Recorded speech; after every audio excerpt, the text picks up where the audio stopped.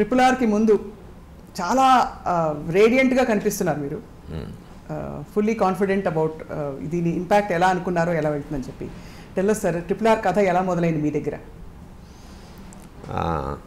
రాజమౌళి ఎప్పుడునండి sir cinema చేస్తుండగానే next cinema కాదే, ఏం చేద్దాం, ఎవరితో చేద్దాం చెప్పరా అంటూ ఉంటానండి.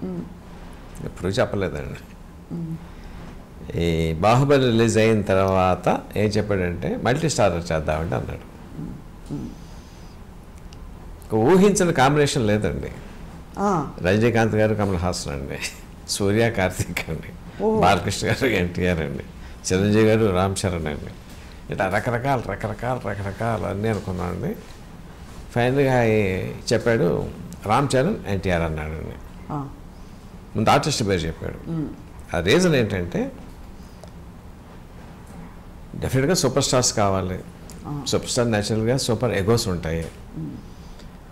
అది ఒక ఏడాది నుంచి 2 ఏళ్ల పాటు వాళ్ళని ఎక్కడ బిగినింగ్ రోజు ఎలా ఉందో ఎండింగ్ రోజు కూడా అదే మెయింటైన్ చేయాలంటే unless he has a personal equation with them apart from the respect what he commands in the field ఉంటే తప్ప ఈ కాంట్ వెయిట్.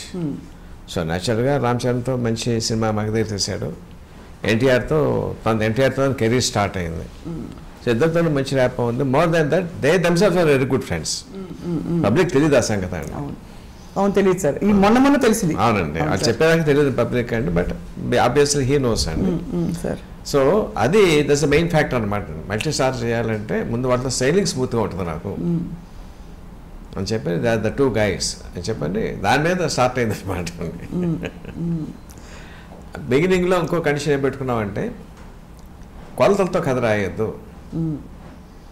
మీరు చూసే ఉంటారు లేదా కానీ రాఘవేంద్రరావు గారిది ఇద్దరు దొంగలు అనుకుంటారండి, కృష్ణ గారు సోమబాబు చేశారు.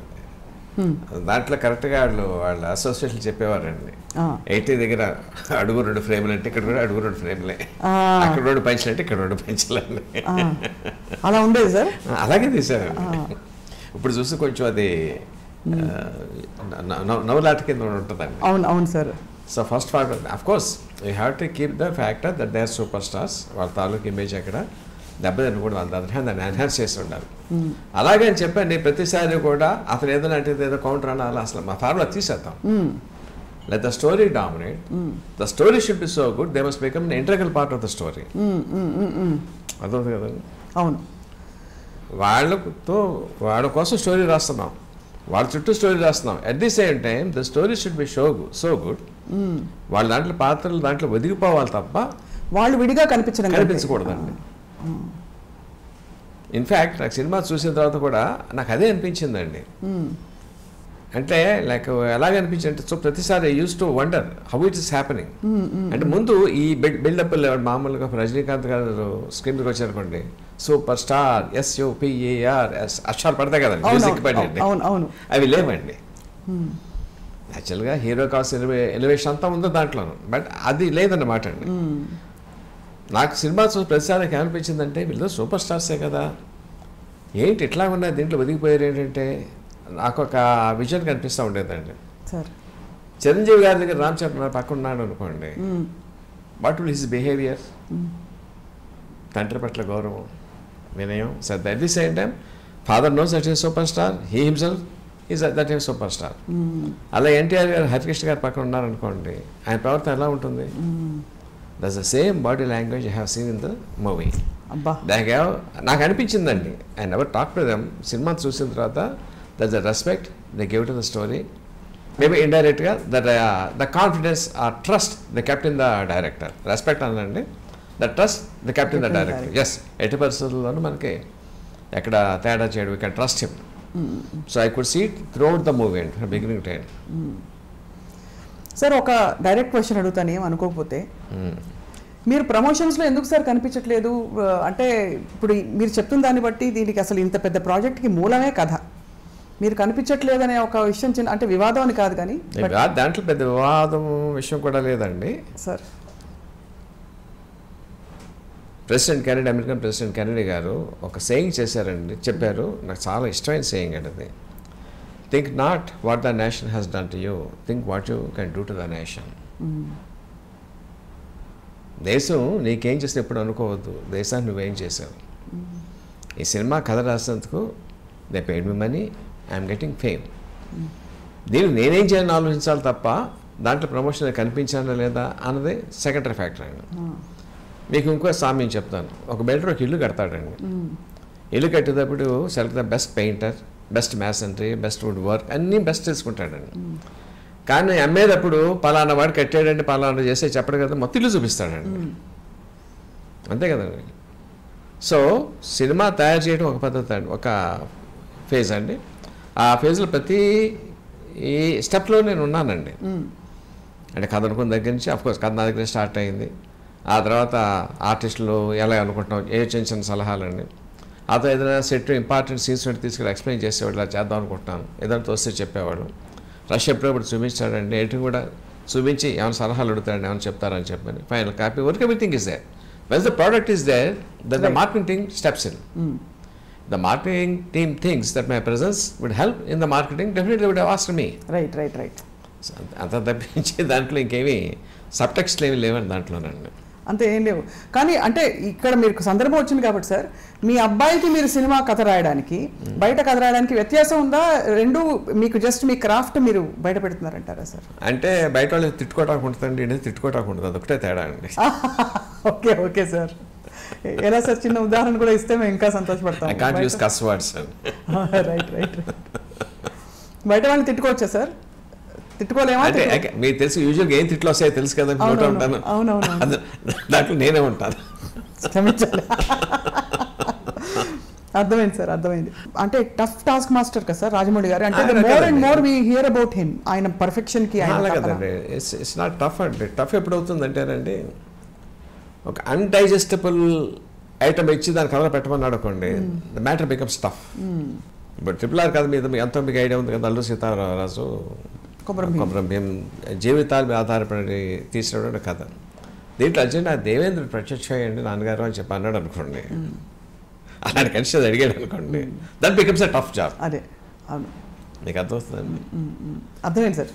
అంటే లాజిక్ కి లేదు పరిధికి అందని విషయం ఏమన్నా చెప్తే కొన్ని చోట్ల అట్లాంటివి, అంటే I don't want to mention any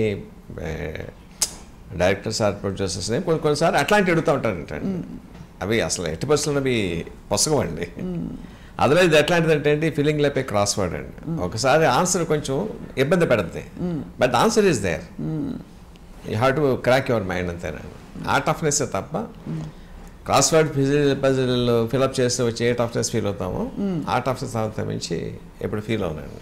but అలా చూసుకుంటే సార్ బాహుబలి పూర్తి ఫ్యాంటసీ. ఫ్యాంటసీలో ఏముంది అక్కడ? Fantasy in the sense totally created. I mean fantasy అంటే not super natural thing. Okay, but not super fiction.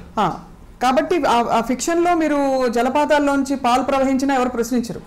కానీ ఇక్కడ ఒక వాస్తవ క్యారెక్టర్లు, అది కూడా దేశభక్తి అనే ఒక సజీవ ఎమోషన్ ని మీరు ఎలా కలిపారు సార్ కథలో? ఇది యథార్థం అనుకోవాలా, కాల్పనిక యథార్థం అనుకోవాలా? మన సినిమా చూడడానికి వచ్చేవాళ్ళే మనం కొంచెం బుర్ర ఇంట్లో పెట్టి సగటు ప్రేక్షకుడండి బుర్రను పక్కన పెట్టి he comes to get ఎంగ్రాస్ in the movie.